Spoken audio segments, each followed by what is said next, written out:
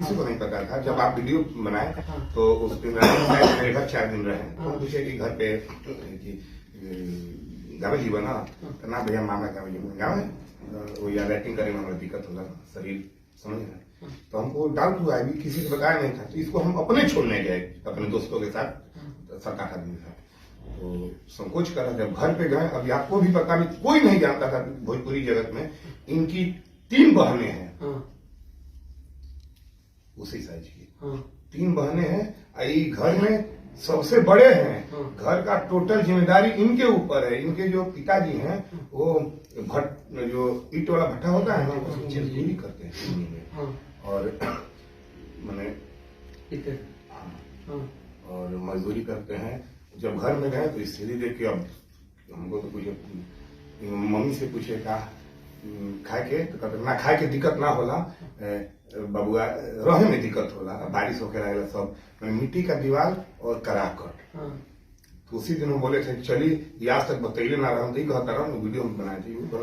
हम संकोच लाज के मारे कि सब जाने की मैंने सबसे घर में ही बड़े हैं समझिए। अब जो 1 महीना 2 महीने बाद घर पे जाते हैं तो कहीं कहीं डांस कर लिए तो 200-400 और कहीं वीडियो बना लिए तो 1000-2000 जो हुआ वहीं मम्मा को देते हैं। तो हम उस दिन वादा किए थे। अभी 2 दिन पहले हम गए थे काम इनके घर में हम लोग लगवा दिए सामाजिक सहयोग से काम लग गई। अच्छा एक बात बताई हम वीडियो बनाएंगे तो क्या बदलाव रहुआ जिंदगी में बहुत सारा बदलाव। अच्छा मतलब ये गर्दन पर लात रख के नहीं ना हमने ऐसा ना कि आज बोल दी बदलाव पहला बिहार में बोल दी कि मनीष कौशिक जबरदस्ती बोलो इंटरव्यू में। संजोग से वो लड़का के हम वीडियो बनाएंगे हाजीपुर में वो लड़का गाड़ी दे के ना वायरल हो रहा है। हम कहनी तो एडमिशन करा दें।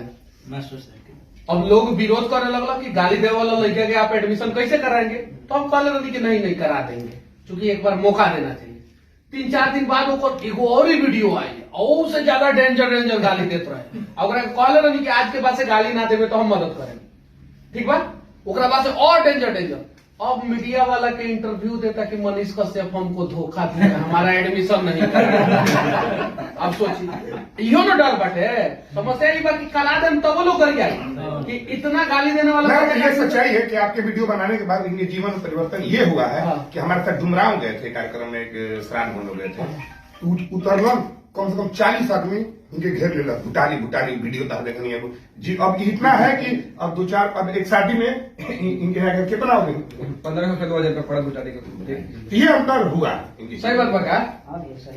अब जरा बताइए कि हमरा लगे 2 गो ऑप्शन है। एगो तो भुटाली भाई के वीडियो बना देला के आ एगो नेताजी लोगों के इंटरव्यू ले लेला के।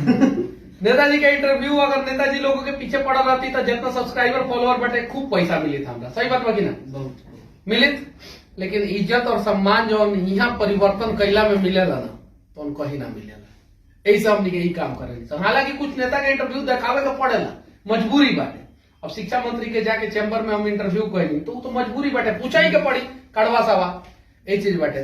तब अब कहीं कार्यक्रम में जाते नहीं तो सेलिब्रिटी वाला फील होता कैसे मतलब ये बताइए।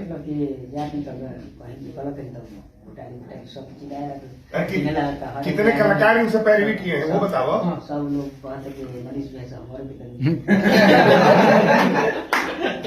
नंबर मांगता सब कोई नंबर मांगता लोग खेल भी लेता मिलावाना तो नहीं हमारे के। अब मीडिया वाला लोग आवता कि ना सब लोग आवता है इंटरव्यू लेता है खूब इंटरव्यू देता है। अरे गाँव में मन का नहीं होता पूरा गाँव में चर्चा का विषय है पूरा इंटरव्यू ले रहा है सब जितने यूट्यूबर गाँव में चर्चा का विषय हो गया है। अब जरा बताइए एगो पॉजिटिव न्यूज देखला से का बदलाव होला तनी से उतर जाए। कितना फीट हाइट पर रहू 3 फीट के हाइट वाला आदमी के जिंदगी में परिवर्तन आ जाला। तो ऐसा ना कुछ हमनी के कही जाओ ये चीज बाटे और एक प्रकार के काम करे पड़ी। हालांकि कभी कभी हम शब्द सिलेक्शन जो बाटे गलत करेनी हार्ड कर लेनी रेलाई सब चीज बाटे। अब का कही जाओ सिस्टम जो बाटे प्यार से सुधरत नहीं है तो राम जी जैसे धनुष उठावले रहन गयो 3 दिन बीत अब भय भिन्न होत ना प्रीत। तो कबो कबो हमरो टेढ़ बन जाए के पड़ेला का कही जाओ ओमे धक्का मुक्की भी हो जाला गाली गलौज भी हो जाला झेले के भी पड़ेला। कहीं गाली सुनले बनी नहीं थी भीड़ में गाली सुनले बनी हम भाई वीडियो में बोला था नहीं कि भीड़ में हमको गरियाया गया कुछ लोग आवेला कहला अरे रे मनीषवा इधर चल ना फोटो खिंचवा ले चलो चलो चल चल आ जब फोटो ना होला तो सर वो हीरो बनता बड़ी हीरो बनता ऐसे भी सुना ऐसे भी कि सर हाँ एगो रिपोर्टर है ना वो पत्रकार है ना वो ऐसे भी ये चीज बाटे तो सुनना पड़ता है और ये समाज बाटे और यही सब चीज में हम नहीं कर रहे बा और यही सब चीज में सुधार कराओ बा कब को हमारा पापा के बारे में भी वीडियो में लोग उल्टा सीधा बोल देवेला हमारा माँ के बारे में भी उल्टा सीधा बोल देवेला वही में सुनत रहे के बा आ केहू के माँ के बेटा के चेहरा पे खुशी ले आवे के प्रयास करे के बा यो तो केहू के माँ के बेटा ही है ना सही बात है ना और निगेटिव पॉजिटिव में अंतर समझे के बा अगर रोड खराब बा